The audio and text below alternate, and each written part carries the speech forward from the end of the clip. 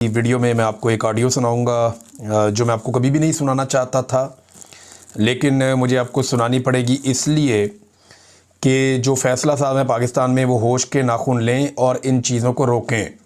और जो एक बदले का सिलसिला शुरू किया जा रहा है या जो एक मुकदमात का सिलसिला शुरू होने वाला है कि जनाब किसी पे पीका लगा दिया जाएगा और धमकियाँ लगाई जा रही हैं, वो करने की बजाय अपने गिरबान में झांकें और इन चीज़ों को ठीक करें। मैं आपको ऑडियो सुनाऊँगा कि हो क्या रहा है।